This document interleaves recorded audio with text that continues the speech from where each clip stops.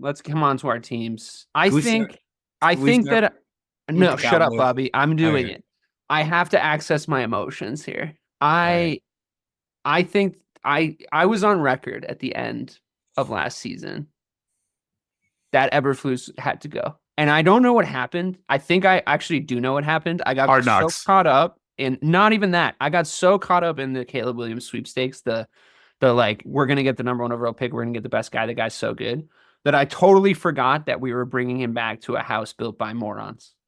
And I got then a follow-up. I got a little bait and switched by the fact that we went and got a new offensive coordinator and defensive coordinator. And I was like, well, maybe with the right support system, Eberflus does seem to have the locker room together. It's a little Joe Mazzulla switch up.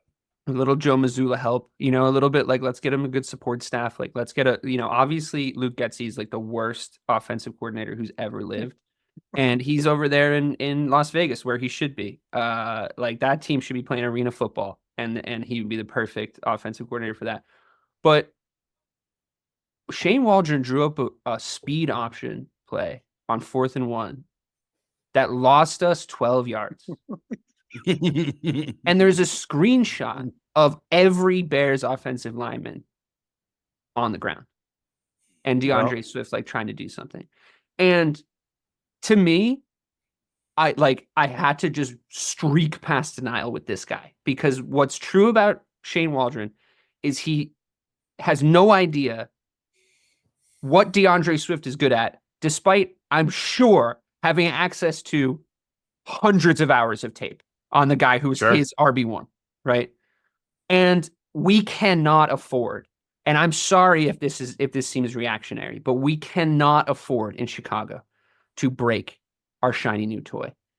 We're not going to get another chance like this. There's moments with Caleb Williams where I'm 100% sure he is A+ talented, despite the fucking idiocy and the offensive line issues around him. You need to go and get a stabilizing coaching staff in there yesterday. I don't care. I don't care that it's only week 3. I don't care. There's no precedent for it. It was a mistake. We need to acknowledge the mistake. They look completely fucking unprepared. And again, they look like they have no idea how to run a competent offense with weapons. There's admitted weapons in there. There's guys that are good. There's a world, there's a high ceiling world where you could take the roster on the offensive side of the ball for Chicago and make them the 10th best offense in the NFL. I really, truly believe that. And they're currently clocking in as a distant 32nd. Distant 32nd. No, that's yes. not. You don't. No. Yes, it is. Yes, it is. Yes, it is. DK, Caleb Williams threw for more yards last week than Jacoby Brissett has thrown all season. Now, I'm talking about all the advanced analytics stats. Throws over 15 yards completed, 32nd. Time in the pocket, 32nd. Fucking yards per carry, a distant 32nd. What do you think our yards per carry is this season? Just roughly. I'm gonna guess 2.8. 2.6. You gave us 0.2. You gave us 0.2 tenths. I was so surprised to hear your thoughts on the Patriots, guys, because that's the worst offense I've ever fucking seen in my life. That's crazy. No. Caleb Williams is talented. Caleb Williams did some cool shit in that game. Caleb Williams is backed by idiots, and he needs a different scheme. Like, I understand the line's not good, but no line is that bad. You can scheme around it. He never rolls out. He never once rolls out. He looks good rolling out. Like, it's one of the things he can do. And I wasn't a USC guy. I didn't fucking follow it closely, but I was like, one thing he can do, which will be good because our offensive line isn't that great, is he can roll out. Like, and he can throw when his body's in weird positions, but pretty accurately with a lot of sauce on it.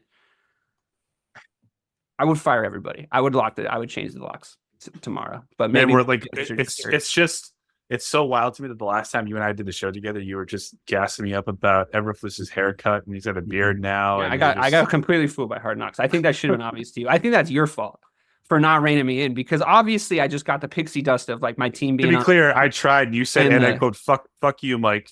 I'm gonna ride with this." Yeah, listen, that does sound like something I would say. So I can't quite argue with that.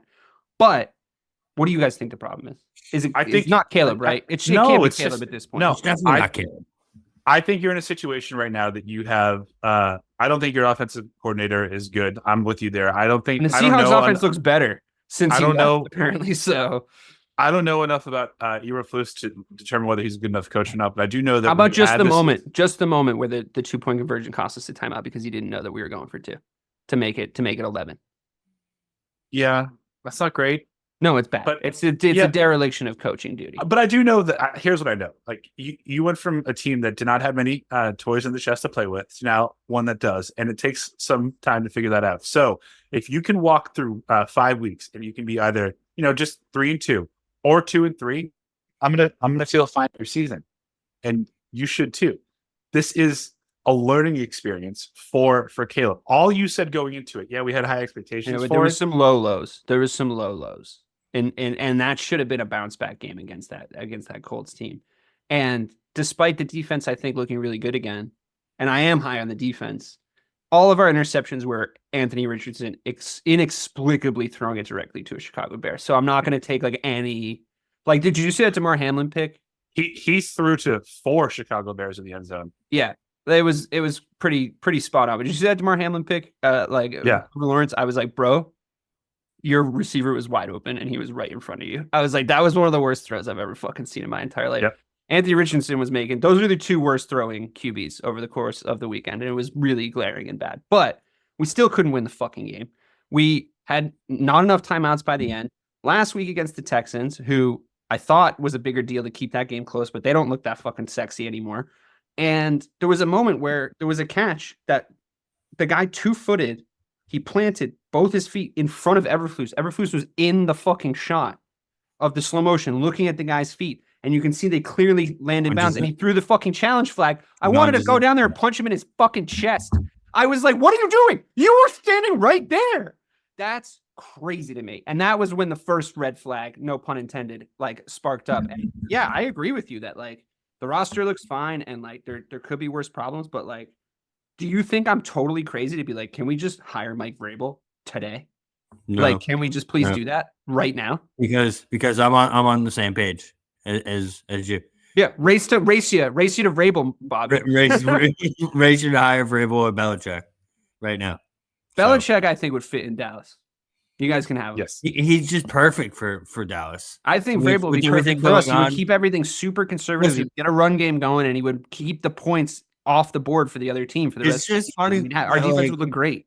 You could probably play back the last 3 years of Cowboys sound blurbs for me, and me complaining about holding on first and second down is probably the most common thing that has happened because it's been a problem for literally the last 3-4 years, and that's to me a number one issue is coaching. Yeah, I mean, your coaching staff has also got to go.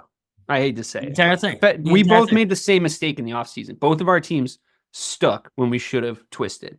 Yep. And that's just the long and short of it. Like we Well, need. but I do think the Bears did the right thing is that they upgraded most of the offensive personnel to then identify if the coach needs to go now, if it doesn't go well. You think that's Right, what it's they were not- doing? You think they were playing 3D Yes. chess? You're giving them a lot of credit there.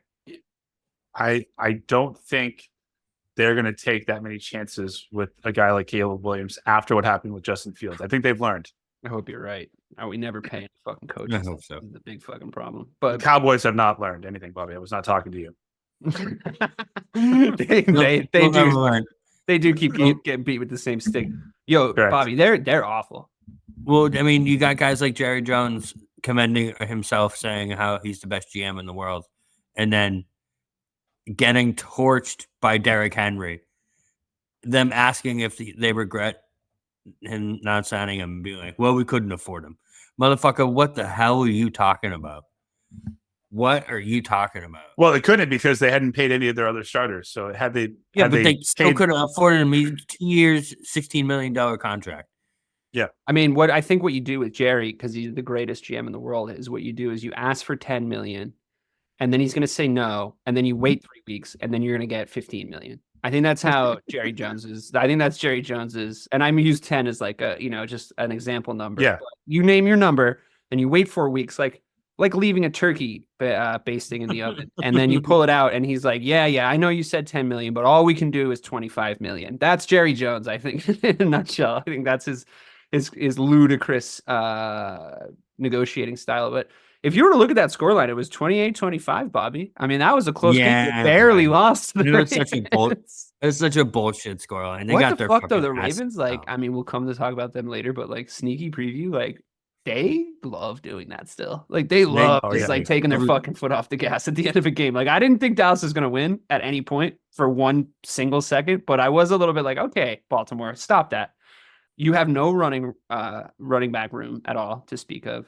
Zero. Your defense looks like it has completely given up. Yep, I have no idea what's going on with your defense. They were all shaking their fucking heads. So and I have to say, I would have given CeeDee Lamb a real fucking talking to for his whole shit during that whole game. His demeanor was bullshit. Every camera cut to him was so bad.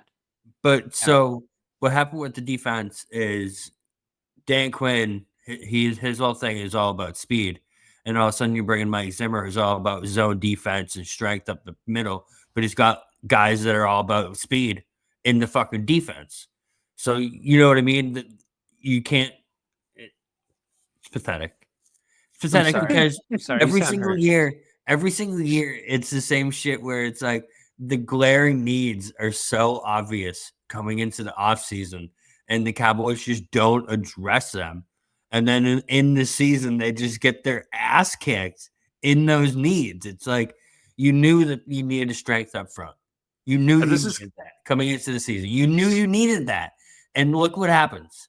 Look what happens as soon as you face teams that have any run game whatsoever. You got two weeks in a row, 191 yards rushing, and then 252 yards rushing. Eesh.